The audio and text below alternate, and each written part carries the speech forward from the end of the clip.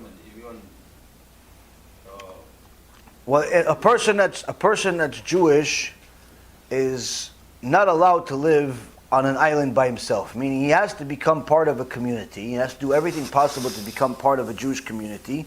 And a Jewish community means that there is a synagogue, an Orthodox synagogue with a rabbi. There's a Jewish school for the kids. The Rambam writes, if there's no Jewish school in a city, that city has no right to exist. That's the halakha. So that means that there has to be a Jewish a synagogue, a place to pray, a place for the next generation to learn and become tzaddikim, to become talmidei chachamim, and he has to learn from talmidei chachamim. He can't just learn with just his friends because they like it and he likes it and she likes it. It's not a good thing. Why? Because who says you're right? Who says that you like it, but who says that you like something that's right? Maybe your understanding is wrong. So you need to have a Talmid Chacham that it's in essence telling you which way is right, which way is wrong. Plus, how are you going to serve Hashem? How are you going to pray during the holidays? What are you going to do a minyan by yourself? There's no minyan by yourself.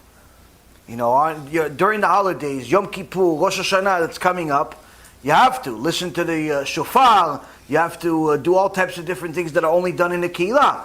During the Sukkot, you have to have the lulav. You have to have the etrog. If you live in an island by yourself, there's no community. Where are you going to get these things from? Do you even know what to do with them? So a person that wants to live a kosher Jewish life has to live in a Jewish community. Now, of course, there are times in a person's life that he's going to move around and there's not going to be something there at that moment. But as long as there is something coming in the very near future, it's being worked on, there's money being gathered, there's people being gathered, and something's going to coming in the near future, that's fine. That's fine. Because sometimes Am Yisrael would have to travel from place to place and restart all over again. But if a person simply says, no, I was born here, I'm going to die here, if a God wants there to be a synagogue here, he'll bring it here type of mentality, okay, buddy. We'll see if you have the guts to say that to HaKadosh Baruch Hu when you get up there. You have to make sure you do whatever you can to go find the Torah. Go chase the Torah. And the problem is today is that people think that HaKadosh Baruch Hu owes them something. Like, if he wants me to be religious, why didn't he send a rabbi here? If he wants me to be religious, why didn't he send the community here? If he wants me to be religious, why didn't he make everybody else agree? It doesn't work that way. If HaKadosh Baruch Hu wanted robots, he create robots. One of the most important mitzvot that a person needs to know about is the mitzvah of Mesirut Nefesh. Mitzvah of Mesirut Nefesh is not an easy mitzvah. By default, it's the opposite. What is Mesirut Nefesh? Self-sacrifice. Self-sacrifice for Hashem.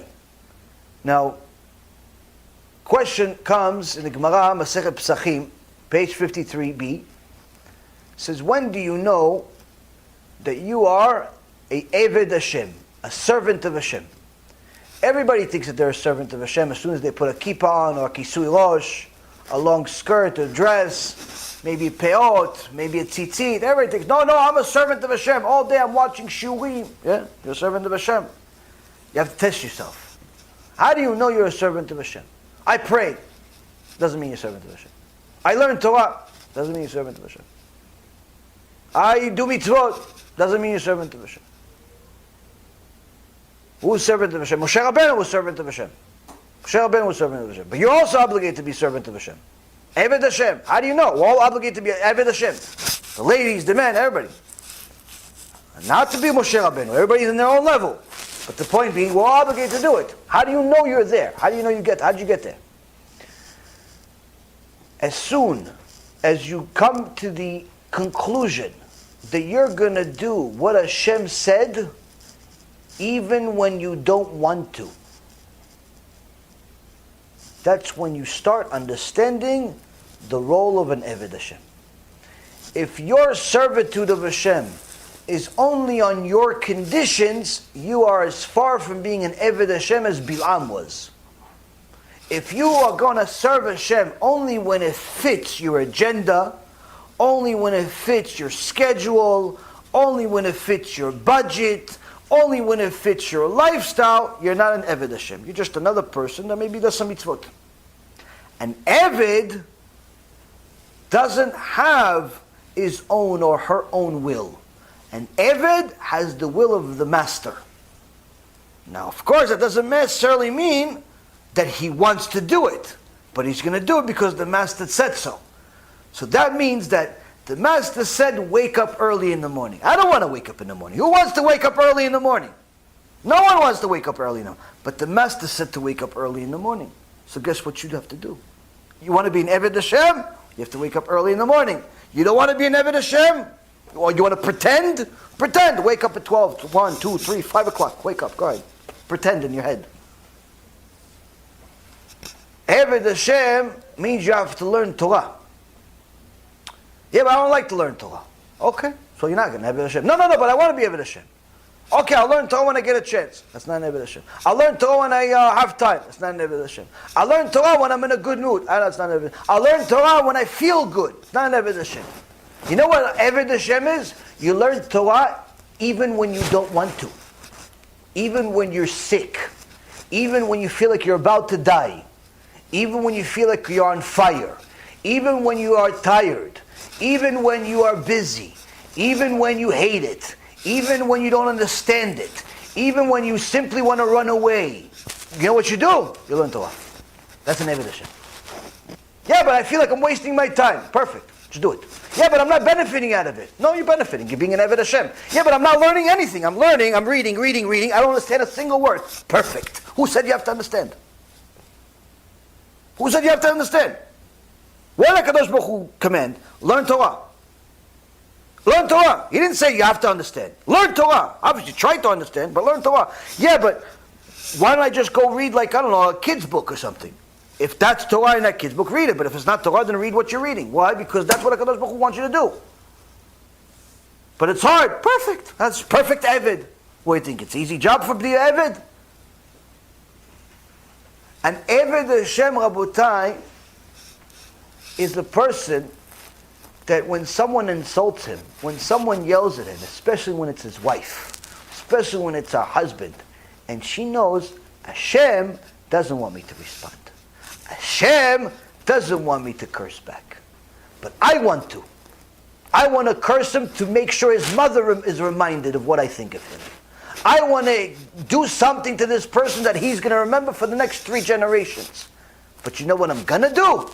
Nothing. Why? Because Hashem doesn't want me to do it. I want to do it. And I actually think he deserves it. But what am I going to do? Nothing.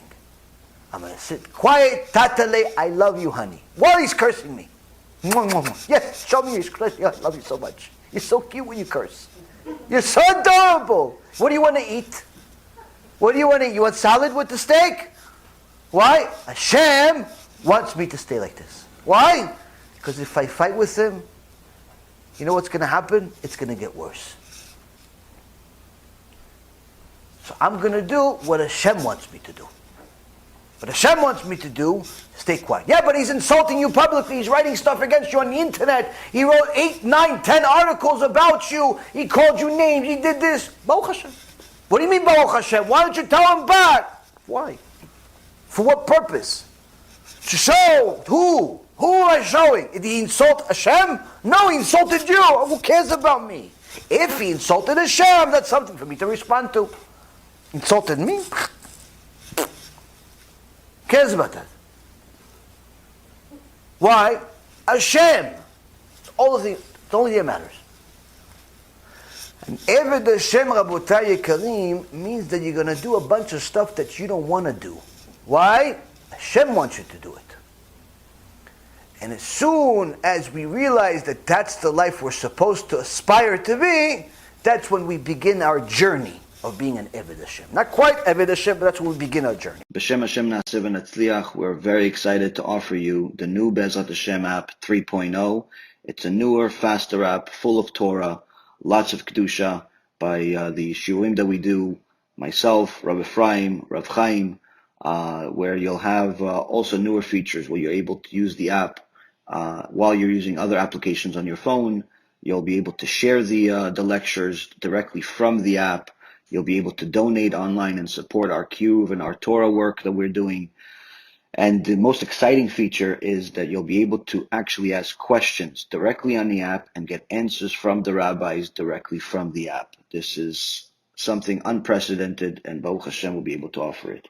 Thank you again for all of your support. Check it out. Make sure you have the kosher Torah that will re-energize your neshama each and every single day. Call to B'chava Tzlacha.